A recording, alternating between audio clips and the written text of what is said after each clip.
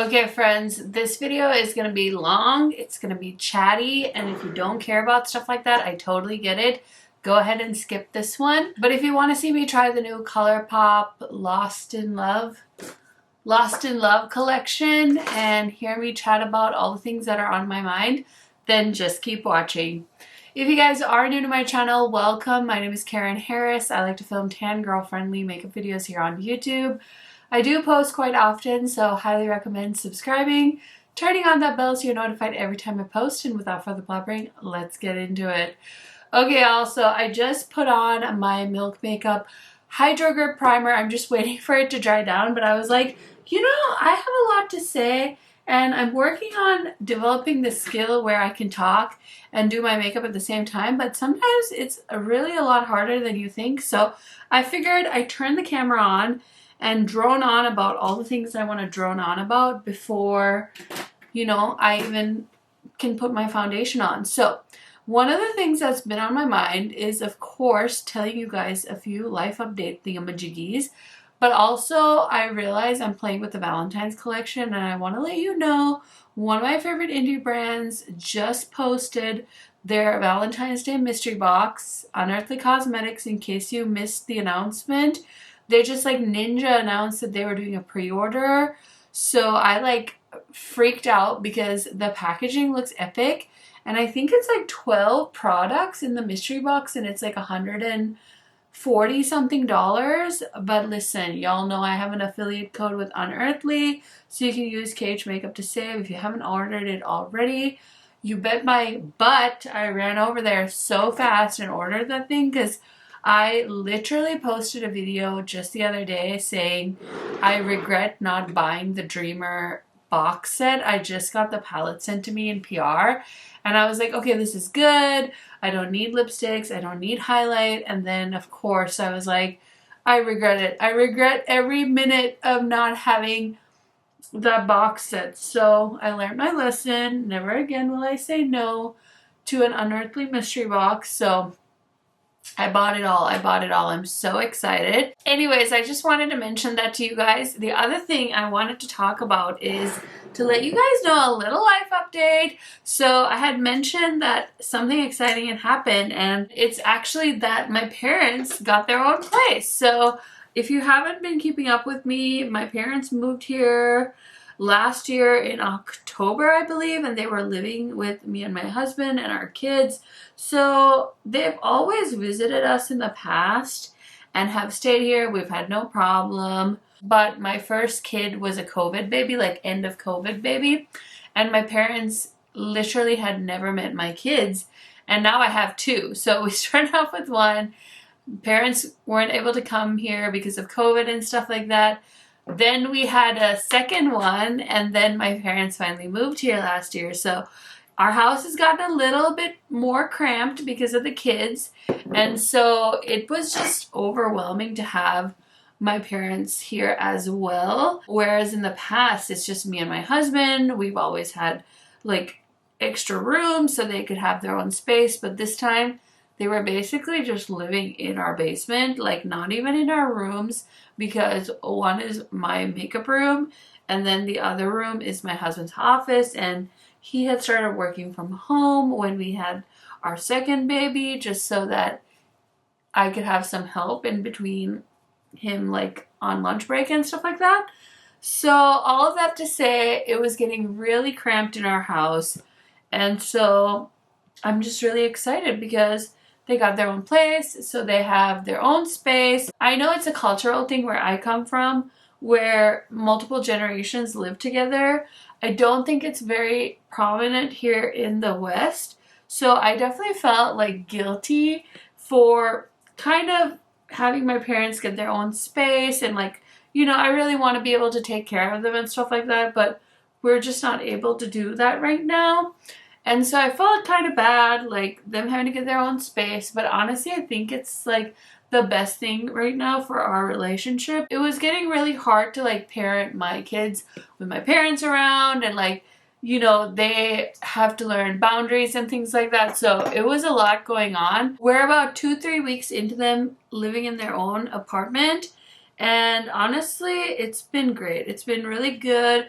There was the part where we got sick, and that was really tough because I was really hoping my parents could help out more, but they're honestly really busy. Like, they both got jobs, and so they have their kind of own lives going, and they've been like driving. They got a little car, so they've got their own things going on, and I don't know, I guess it was different than I expected because I was thinking like, oh, grandparents, that means like they're gonna be here, they're gonna be able to help out with the kids more, but it's been a different experience than I thought. It's been a lot more of them being hands off, and they really haven't taken care of little kids in a long time, and I was an only child, so they didn't have to do this twice.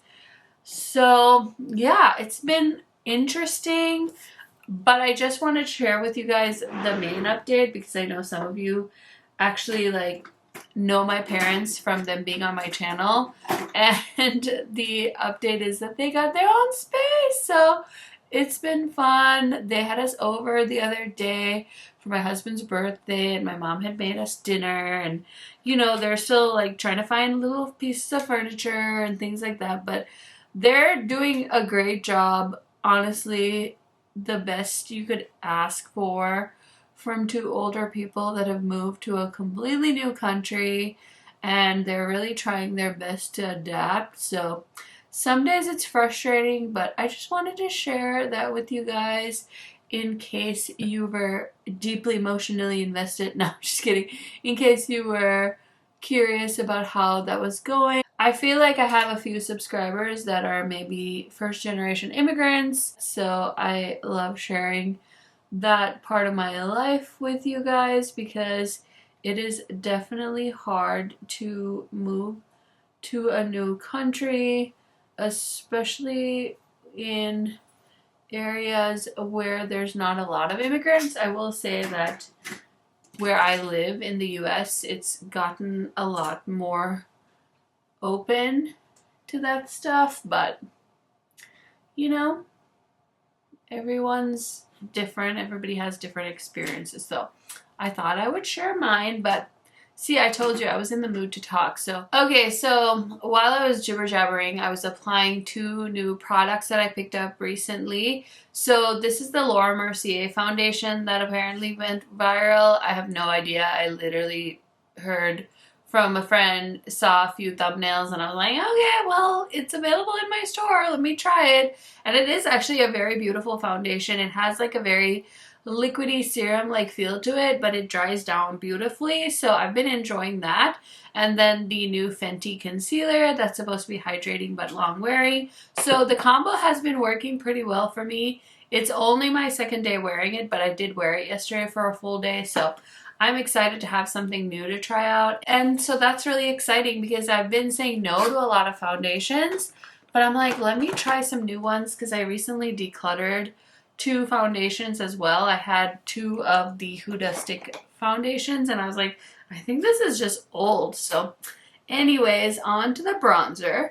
So I wanted to give you guys a life update because I've been saving that information for a while, and I just feel like it's been new releases and just other stuff that I have been prioritizing. So I'm like, let me just slip it in to this random ColourPop video. Let me just tell my subscribers what's been going on. But the other thing I really want to chat about is the 10-year-olds at Sephora story that I've been seeing some commentary channels cover. Now, I did make a video about Bronzergate, I think that's what everybody's calling it, or the cool kids. So I was like, I kind of want to chat about that. And then somebody left me a comment saying, Karen, you need to do more of these commentary videos, and you could call it Commentary with Karen, or like Karen's Commentary with a K. And I was like, oh heck no, I don't want to be a commentary channel, but some things I feel like I can talk about and they're not that serious. And it's okay, like it's fun, but honestly, my YouTube channel and like all of my spaces, Instagram and stuff like that is really just to kind of have fun, have a little bit of a lighthearted break from how serious life can be sometimes. So I know that some people really have high expectations of creators and they want us to speak out on different topics, but I really don't feel comfortable talking about politics and stuff like that because I don't really know a lot about American politics anyway, and I haven't lived in my home country for a very long time, so I don't really have much to say about Sri Lankan politics either, except that, you know, everybody needs to do better over there. Oh my gosh, I forgot. I want to use that sponge. Anyway, sorry. Okay, so we're going to talk about 10-year-olds at Sephora. I do have these lip and cheek tints from ColourPop, so we're going to try those out. And we're going to do an eye look with the new palette, I think. And then, of course, we'll try out one of the glosses. But let's do an eye look first. I was going to do my cheeks first, but I'm like, let's do the eye first. So anyway, I, of course, got secondhand information that there's this whole thing going around that 10-year-olds are taking over Sephora and they're like ruining the store and everybody's upset about it and all of the things. So I watched Kelly Gooch's video because I usually love her take on these topics and she always does such a good job of covering them. And I think her take was like, everybody's blaming the parents, but also we need to realize that there's not a lot of places left for kids to hang out anymore. And I was like nodding along. I was like, oh yeah, I agree. You know, I guess I didn't think of it like that. Of course, I grew up in Sri Lanka and my parents were very, very strict. And of course, it's not safe to be out and about by yourself as a teenager there. So I could never sneak out of my house. Like, I could never sneak out of my house because those houses are built to keep people out because there's a lot of like burglaries and stuff. So you have to be very, very careful. And so my parents were never the type to like let me sleep over at people's houses and stuff like that. It's a completely different version of like how kids are raised in America. So I never really had to go hang out at the mall. Like if I was lucky, I got to go to a friend's house or I got to have a friend over, but most people were really, I don't know, careful about where they let their kids go. And also my parents worked full time, so it's not like I had the opportunity to have them like drive me to play dates and stuff. I was just pretty much on my own. So I've been mixing these two dark shades for the outer corner and now I'm going to go into this shade called Dibs and I'm just putting that on the inner corner and blending it into the crease. But yeah, so didn't really have much luck with being able to go out and do stuff when I was a kid, but basically I guess people my age that grew up in America would spend time at the mall with their friends and hang out, food court and things like that, which I still see kids doing here. I will say I recently went into my local Sephora and it didn't look as bad as some of these like TikToks I've seen.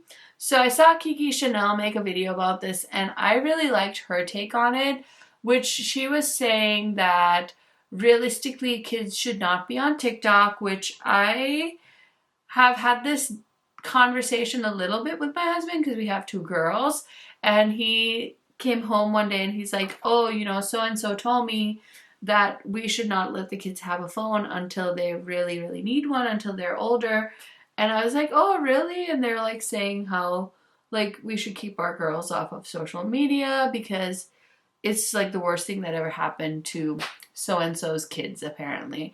So I was like thinking, oh, honey, like that seems really strange because I, you know, make content for a living and I feel like if you are responsible and you teach your kids, then there's no problem exposing them to social media. But I think that that's just me being naive.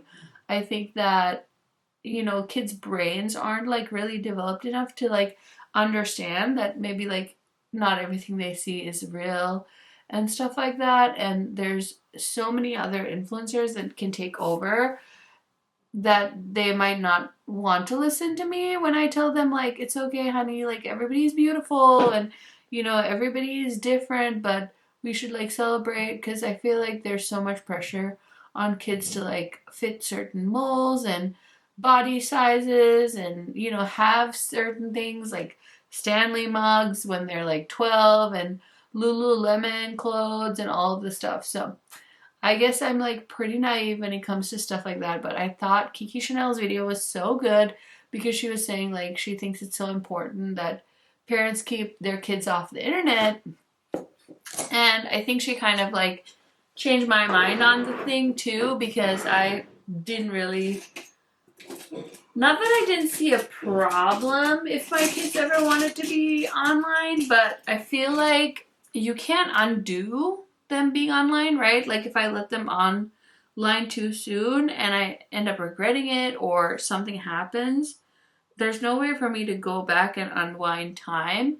Whereas it's better to like prevent them from being on there, and then when they are ready and they show that they can be responsible, I feel like I would regret that less, because I don't feel like I would ever be like, oh my gosh, I should have let them on social media sooner. So I think that it's been so eye-opening to see creators make these types of videos, because it does help me be more aware, because I'm not actively consuming this type of information on TikTok. So even to get it from a secondhand person was really good. So I highly encourage you. I'm going to leave Kiki Chanel's channel down below. I highly encourage you to check out her video that she did on 10-year-olds at Sephora, because what she really kind of says it boils down to is all these like content creators out there that are creating content with their kids, their little kids, so that they can get like sponsorships and stuff on social media. And I'm not saying there's like thousands of people doing this,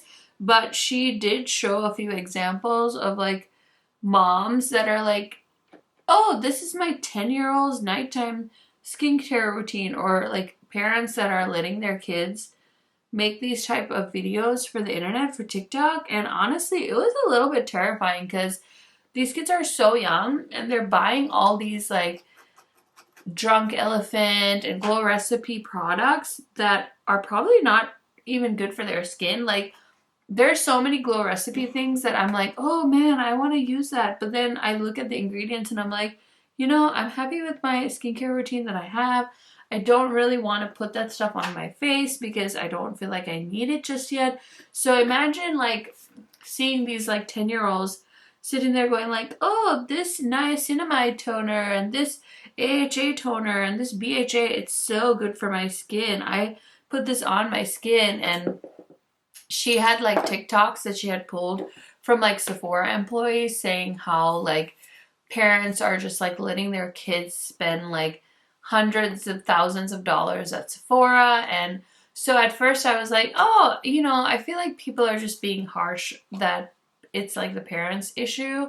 But I think that the people that are saying that it's the parents, they might be onto something, because these kids like don't have jobs. So obviously it's the parents that are giving them this like spending money. And she showed these like TikToks of Sephora employees saying how like there's like one girl trying to spend like $900 at Sephora, and the mom like made her take out some stuff and she still got to spend like $500 at Sephora, which is bananas. Like actual bananas. Like I would have been pumped if my parents gave me $10 to go buy something at the cafeteria in school. So I do think it is an issue of people trying to create this content and normalize 10-year-olds having skincare routines, so then they feel like that's what they need to do, because just like the moms, you know, admire like celebrities, then the celebrities' kids also have followings. So she was just saying how like, you know, Kourtney Kardashian's daughter and like North Kardashian West, I don't know, whatever, like Kim Kardashian's daughter, they're all making like these skincare routines, and they're like little kids and they're like influencers, so these kids think they need all this stuff. And I'm like, this is wild. Like parenting in 2024 is terrifying. And so I just wanted to say that I just thought it was such an interesting video. You guys should definitely all go check it out, but I would love for y'all to share with me what you think, because I'm curious to know what your thoughts are. I feel like my mind was definitely kind of challenged with this video, because at first I was like, oh, you know, it is the parents' responsibility to control what their kids are up to. And of course I agree, but I also feel like something needs to be done with these parents that are exploiting their kids so that they can like go viral. And because like if you're a parent and your personality isn't interesting enough, then I guess using your kids to gain followers is the next best thing. And it's kind of sad. Like, I get it, there's so many things that my kids do, I'm like, oh my god, that's so cute. And like sometimes I'll like post a picture of them on like my close friends list, but I cannot imagine being like, oh honey, like put on this like drunk elephant cream and tell people about your skincare routine so mommy can get a sponsorship. Like, I don't know, it was really effed up to see that. And I think that in the wise words of Bailey Sarian, we need to choose our idols. We need to, as consumers of content, be careful about who we give our time and attention to. And I really think that we as consumers and makeup connoisseurs, like, we need to really think about family channels and mommy bloggers. And like, I'm totally okay with people talking about stuff. Like, I feel like this is fine. Like, I'm talking about a parenting thing, but I'm not sitting here showing you guys my kids saying like, look at my kids, like, aren't they so cute? Like, I don't know. I feel like there's a fine line, and I think that it's so important for us to not support people that are clearly exploiting their children for views. Okay, so my friend Molly was telling me how awesome this new Panorama mascara from L'Oreal is, and I was like, well, I want to try it. So I bought it. This is the Blackest Black, and it's from L'Oreal. I'll link it down below. I picked it up at my local Target, and it has this beautiful gold packaging. So I'm going to try it out. Also, I feel like I haven't talked at all about the makeup, but what do you guys think of the eye look? I think it's super cute. I do need some highlighter, but that's a problem for later. So let's go ahead and try the mascara. But as always, I don't feel like I have anyone to chat about this topic with in my real life. So I would love to hear from y'all. What do you think? Like, is it an issue with the parents? Is it something that we can all also do something about? Like, if we see people exploiting their kids for views, maybe we just unsubscribe and unfollow. I feel like it's gonna be such a big issue with how many women are choosing to be content creators and bloggers. And with TikTok, you know, it's all about going viral. It's all about the views, because people don't make like AdSense on TikTok. So they have to either get sponsored or like sell stuff on TikTok shop. So I don't know. I feel like TikTok, you know, the appeal was the same as all other social medias when they started. It was just like a fun thing for people to do. Nobody was making money on it. People were just creating content and living their best life. And as all things go, since they all go in cycles, TikTok is in their like monetization phase. They've got TikTok shop. People are just like shopping like it's going on a style. And then they had like their de-influencing phase, which was our like, will I buy it anti-haul phase here on YouTube. Now with TikTok shop and the amount of influencers on TikTok doing undisclosed sponsorships, like, it's just, I don't know, I feel like it's not that sweet innocent TikTok anymore. It's a money machine, and brands know it. And I just really worry about the little kids out there that don't have anybody to look out for them, that are being influenced by grown-ups that want to make a penny. And you know, we're all gonna be like, well, everybody's responsible for themselves. Like, we can't feel bad as creators. Okay, my camera cut me off. This mascara is pretty dope. It's really thickening up my lashes and giving it a nice curl. So I'm excited because you guys know I love drugstore mascaras, so I'm excited to see how I feel about it, but I think it gave it some really nice length. I definitely made a mess though, so I'm going to need to use a Q-tip there, but yeah, the look is pretty much done. Just need to find some highlighter, which I'll do off camera, but I just feel like as consumers of content, we also need to take a stand and realize that if we keep letting parents exploit their kids online and we consume it so that people in turn make money off of it, then we might be part of the problem too. So I would love to know what you guys think. Obviously, be kind and compassionate. This is just a place for us to chit chat, and yeah, I don't really plan on doing commentary videos. I just thought that Kiki Chanel gave a really good perspective in her video, and I want to have a conversation about it because I find it very fascinating. Okay, gonna do all the things and I'll be right back. Okay friends, so here is the finished look. I was gonna pull out some earrings, but I decided to go with the headband instead because I'm like really feeling the reds and pinks today, so I wanted to wear this headband. So no earrings for me today, but I hope you enjoyed this long rambly video. Definitely let me know your opinions. I love hearing from you guys.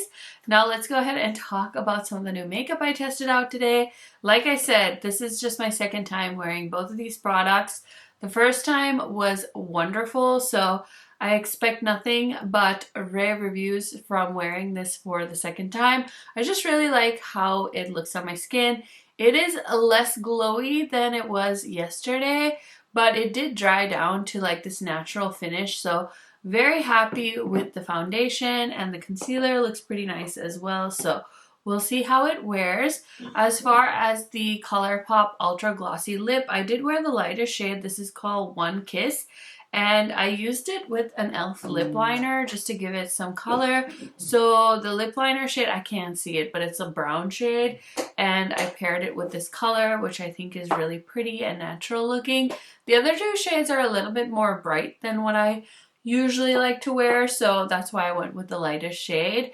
And if you're looking for swatches on any of the ColourPop products, I did post a reel on my Instagram, so you can check there. But the Lip and Cheek Balm, I did not use this on my lips, but I really like how the cheek looks, and it doesn't feel sticky. It was nice and easy to blend, so that turned out really well. Very happy with that. And then for highlighter, I did decide to go with another shade from ColourPop.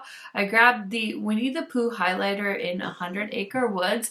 I actually have all of the Winnie the Pooh Super Shock highlighters, so I thought that would be fun since I was doing a mainly ColourPop look. So those are my thoughts on that. And then as far as the eyeshadow palette goes, I think this is really cute. I do wish we had a few more dark shades, or at least one really dark shade, because you guys know I love having a bit of contrast, or even like a black would have been nice to just really deepen up the outer corner. But overall, this is a really cute, sparkly, fun Valentine's palette. It's perfect in every way, and the sparkles are really cute too. Now I didn't use any of the Jelly Much or the body glitter, but maybe I can do that in a future video. I just really wanted to play with the palette. So those are my thoughts on the eyeshadow palette. And last but certainly not least, this new Panorama mascara from L'Oreal. I think it really lengthened my lashes, really gave it some separation. So I'm very excited for the potential with this mascara. I don't think my friend Molly would have steered me wrong. So I love a good drugstore mascara. This is just my first time using it, so I will definitely keep you guys posted on my thoughts in future videos. Just keep an eye out because I always like to mention things multiple times in videos, and that's how you know if I'm enjoying them or if I'm not. But that is it for today's video. Let me know your thoughts on the 10-year-olds at Sephora, and I will see you in another video very soon. Bye, friends!